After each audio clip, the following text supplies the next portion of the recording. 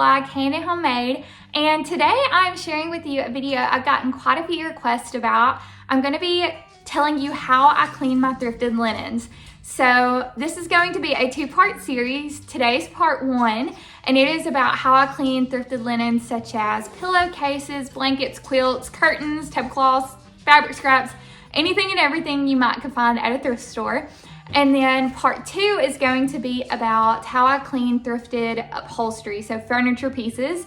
If you want to stick around and see that, hit the subscribe button down below. I will hopefully have it up for you within the next week or so. And yeah, before we get into today's video, if you haven't watched my previous video, it is all about my Hoosier, which I'm standing in front of today. I'm really proud and excited to have this Hoosier. And so if you want to see a whole tour about it and the history behind it, I will have that linked up in the cards up above. So let's go ahead and get into today's video. Okay, you guys, if you see me looking down, I have written a whole blog post on this. I just want to double check myself and make sure that I'm not leaving anything out when I'm sharing the steps. But like I said, everything will be linked down below. I do want to give a disclaimer before we begin that every product that I'm using is considered non-toxic. Some of the products that I have do not rate the best on EWG, the Environmental Working Group, because they contain borax. Do your research on that. I've linked an article within my blog post that you can check out. I feel that it is safe within natural cleaning. EWG's rating on borax is not good, but a lot of the sources that they reported from are based on oral intake of borax, not cleaning with it. So, you know, do your own research about that, but I feel like these are safe, these are non-toxic, and the brands that I'm recommended are vetted by, you know, doctors and that sort of thing, chemists. So, like I said, make your own call about that, but I do want to put that out there as a disclaimer before we get into it. So, let's go ahead. The very first thing that I always do when I bring home linens is soak them.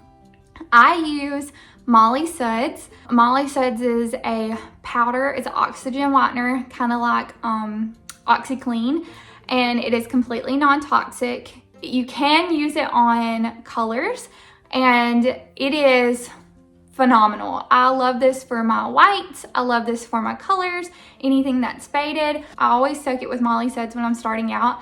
I do recommend that you test a small area first because it is an oxygen whitener. You don't want to accidentally bleach something or leave some sort of residue behind on it. I've never had any issues with that, but I always test it first just to make sure. And I do this quite a few times. I'll fill up the tub or fill up the sink with some lukewarm water and I soak it.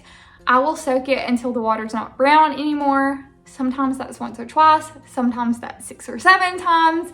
You never know, but I normally soak it first until the water is completely clean. So after soaking my linens, I move on to spot treatment. This bad boy will be your best friend.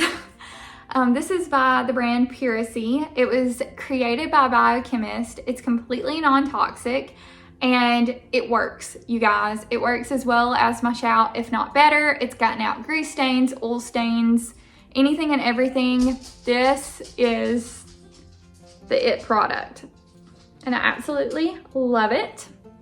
And so it's worth every penny, but sometimes I soak it for just a few hours, sometimes a few minutes, sometimes a day or so. It just depends on the type of stain that it is and how big it is and how set it is. If the clothing has been washed and dried, sometimes it requires a couple rounds of this, but I highly, highly, highly recommend this Puracy Natural Stain Remover. Wonderful, wonderful, wonderful.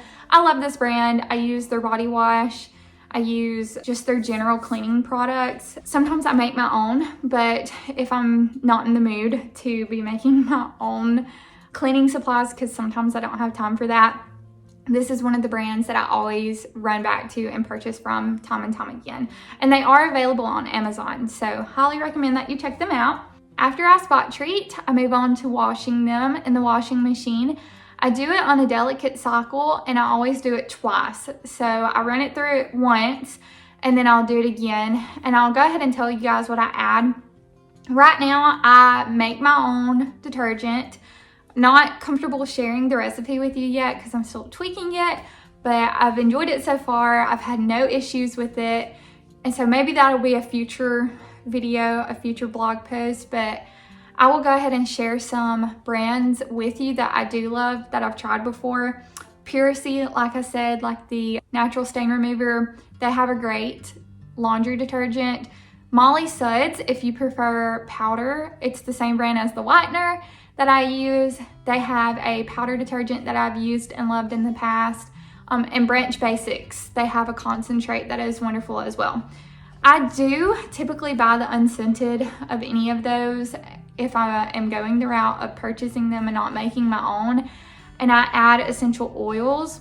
I like the fragrance, and I use Now essential oils. I try to get the organic oils, but they are wonderful. They're so much cheaper than like Young Living or doTERRA, and I enjoy the orange and the lavender scent. So when washing, I add my laundry detergent, but I also add some distilled white vinegar and baking soda.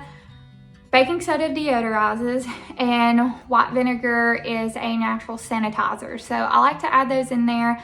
I never have any issues with it smelling like vinegar because I added those essential oils, and which sometimes I don't even add the essential oils and I still haven't ever had a problem with it smelling like vinegar. I normally add, I would say, 1/3 of a cup of vinegar to my load. And then as far as baking soda, I would say, I don't know if this is a little bit bigger than a tablespoon, I think. Anytime I'm out thrifting, which you guys know I love to do, I always pick up scoops if I see them. And I got this one at an estate sale. I think I paid less than $1 for it. And I always just use those to add baking soda or powdered detergent. I just think they look so pretty and they're super functional. And I store everything in glass containers. So like my baking soda, it's too heavy for me to pick up and bring it over here.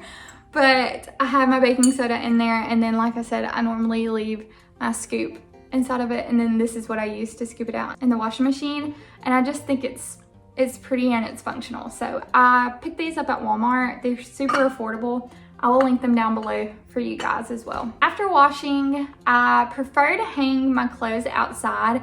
I don't have a clothesline yet. I may do a whole video on that. I think my husband's gonna build me one, but I can remember growing up hanging like quilts and blankets outside on the line to dry, and there's just nothing like it. And that's how I prefer to dry anything, including my thrifted linens. I prefer to hang them up outside. Plus the sun is a natural bleacher and sanitizer, so I prefer to do that. But if I have to run them through the dryer, I will use wool dryer balls, and I will normally put a little bit of essential oils on it, and it just leaves behind the softest, sweetest scent. And normally that's all I do to, as far as disinfecting my linens. And then I will press them if I need to. I use a handheld steamer. I just hang them up and I steam them. Anything from tablecloths to clothing I steam, but I will press them with an iron if I need to. But yeah, that's how I clean and disinfect and press my linens. I hope you enjoyed today's video. I hope it helped you out. Leave a comment down below if you do use this method, and hopefully, you know, this will encourage you to buy more thrifted items. Actually, the sweatshirt that I have on right now is from the thrift store. So you can find a bunch of really pretty clothing pieces, blankets, quilts, curtains. Y'all have seen, if you've watched my thrift haul, you've seen some of the things that I pick up, and that's how I like to clean them and make sure that they're sanitized. And I love using non-toxic products that actually work. I don't have any children yet, but just knowing that I'm using things that aren't harmful to my body, my husband's body, our animals, is, you know, it gives me a peace of mind. So I hope you enjoyed today's video, and I will see you in the next one in part 2. Like I said at the beginning of this video, if you want to see part 2, please hit the subscribe button down below and stick around. And until next time, friends, bye.